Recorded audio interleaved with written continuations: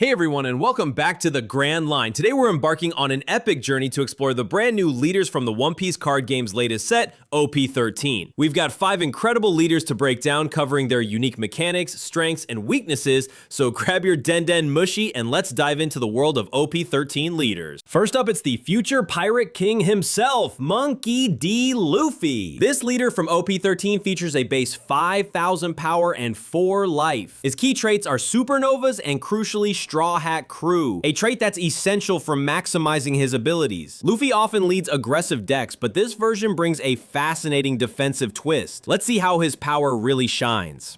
Luffy's main ability is called Unforeseen Defensive Power. It activates during your opponent's attack phase, meaning it's a reactive skill. The cost? You attach just 1 Dawn to Luffy. But here's the kicker. You can only use it if you have 5 or fewer active Dawn cards on your board. This makes it particularly impactful in early exchanges or when you're managing a tight Dawn pool. Let's see this in action. Once activated, you can choose any number of your already rested Dawn cards and attach them to either Luffy or one of your Straw Hat Crew characters. For each Dawn you attach this way, you give them a massive plus 2,000 power for that specific battle. This can turn a seemingly losing block into a successful defense, forcing your opponent to overcommit. It's a fantastic surprise factor. The advantages are clear. This ability provides incredibly flexible and surprising defense. You can save your leader's life or protect a key character, often forcing your opponent to burn through their own resources or counters. It's also a smart way to reuse rested Dawn that wouldn't contribute to attacking anyway. This creates a challenging mind game for your opponent. There are some trade-offs. The 1 Dawn activation cost means 1 less Dawn for your next turn's offense. Critically, the Dawn you rest to boost won't untap for your next turn either, potentially slowing your future plays. The 5 or less active Dawn condition means it's less useful in the late game. Plus, it only works defensively and relies on having Straw Hat Crew characters for maximum flexibility. Finally, who is this Luffy for? He's ideal for players who enjoy a defensive and reactive playstyle, looking to outwit their opponent's attacks. He strongly encourages building decks centered around the Straw Hat Crew trait, as they benefit most from his boosts. If you're skilled at managing your Dawn resources and love unexpected power plays, this Luffy is a must-try. Next up, we ignite our passion with Portgas D Ace leader card OP-13. Ace brings a unique blend of defense and resource management to the battlefield. He boasts a formidable 6,000 power, making him naturally robust. However, his life is only 3, making him a bit more vulnerable to quick KOs. As expected, his key trait is Whitebeard Pirates, a powerful and aggressive archetype. Ace's first ability is his Fire Fist defense. This is an auto-triggered defensive skill. When your opponent attacks, once per turn, you can discard 1 card from your hand. If you do, the attacking leader or character's power is reduced by negative 2,000 for that specific battle. This is a potent tool to negate incoming damage or force your opponent to overcommit resources, saving your precious life or characters. We find Ace's second ability, which provides crucial hand advantage. This Flame Emperor Draw ability costs 1 Dawn to activate, once per turn. It triggers when you take damage or when one of your characters with 6,000 power or more is KO'd. When either of these conditions are met, you get to draw 1 card. This helps replenish your hand, especially vital if you're frequently discarding for defense or losing large threats. Ace's advantages shine. His minus 2,000 power reduction provides a strong defensive presence, saving your leader or characters. The draw ability helps maintain crucial card advantage, especially when discarding for defense. It synergizes perfectly with high power characters common in Whitebeard Pirate decks, ensuring you get value even if they're removed. Plus, the flexible draw triggers give you multiple ways to recover cards. Highlights Ace's challenges. His defense comes at a high hand cost, requiring a discard every time, which can quickly deplete your hand. While strong, the defensive ability is once per turn.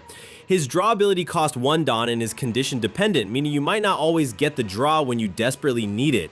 And don't forget his low 3 life, making him quite fragile if you run out of defensive options. Finally, Ace is perfect for players who enjoy a defensive control style, strategically managing their hand and taking calculated risks. He thrives in decks with ways to recover hand size or that can afford to discard regularly. Mastering when to reduce power versus when to take a hit for a draw is key. And of course, he's a natural fit for decks heavily featuring the Whitebeard Pirates trait. If you like playing smart and fiery, Ace is your leader. Charting our course to the Pirate King himself, Gol D Roger, leader card OP-13-003. This leader is all about raw power and relentless Dawn ramp. He starts with an incredible 7,000 power, making him one of the highest base power leaders in the game. He also boasts a very comfortable 5 life. His traits are Pirate King and Roger Pirates, perfectly embodying his legendary status. Roger's first ability is a passive buff we call the King's Treasure. It's simple but incredibly powerful. If you have any Dawn cards in your field, then during your Dawn phase, one Dawn card you place into your Dawn area is automatically attached to Roger. This means he essentially gains 1,000 power every single turn without you having to manually attach it. He becomes an 8,000 attacker very quickly. His second passive ability, the King's Burden, this is his unique drawback. If you have 9 or less Dawn cards in your field, this leader's power is reduced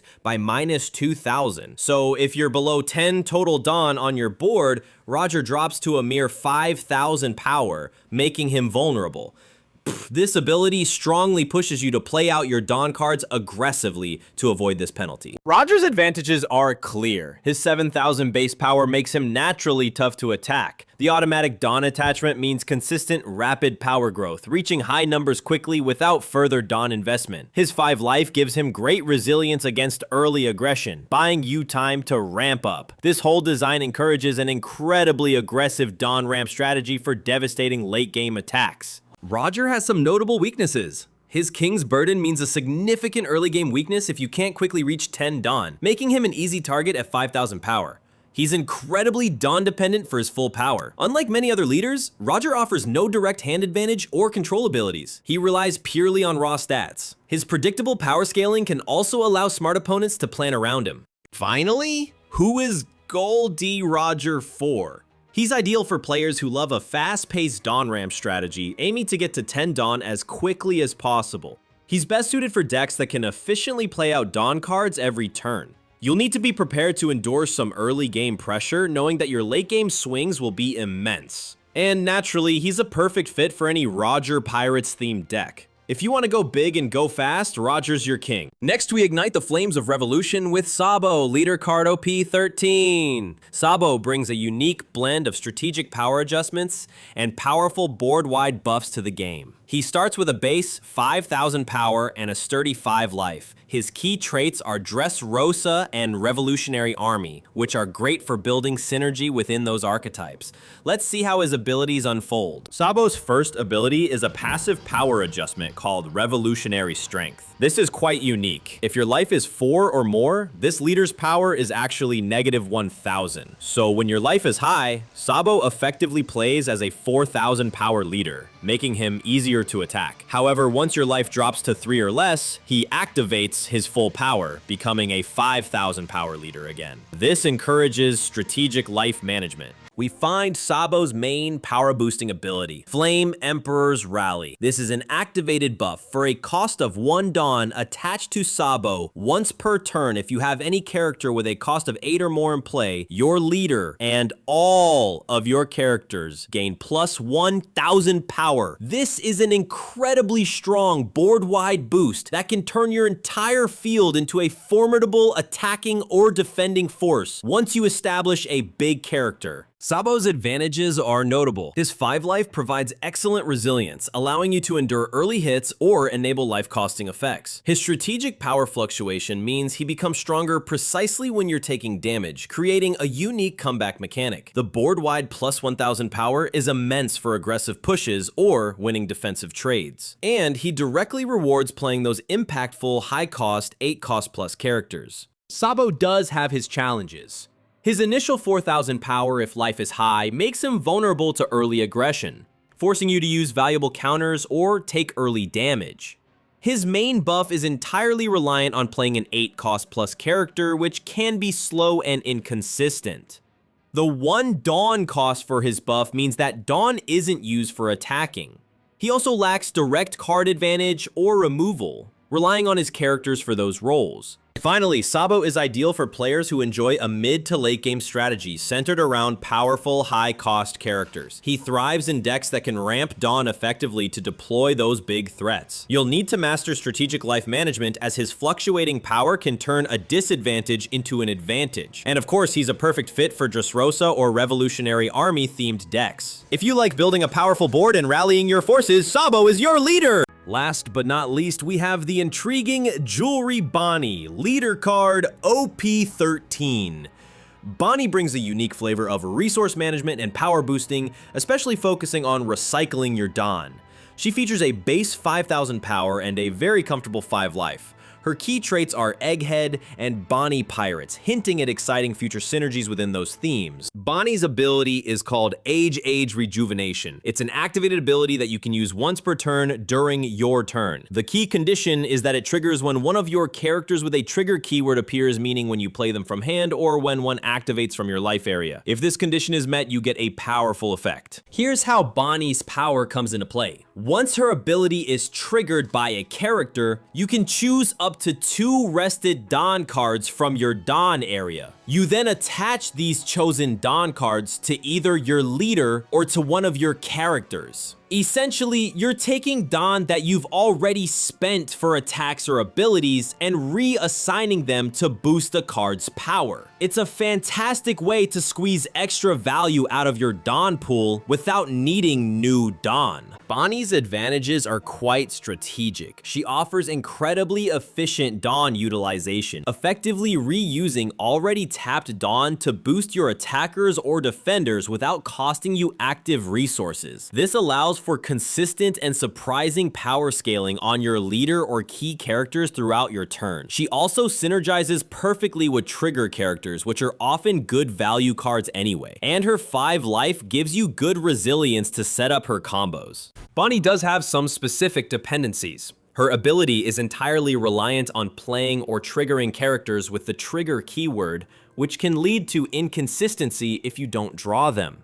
You also need to have Dawn already in the rested position for her ability to have any effect. She offers no direct card advantage or removal. Her maximum boost is plus 2,000 per turn from her ability, plus her effectiveness can vary greatly depending on the strength of trigger characters available in the meta.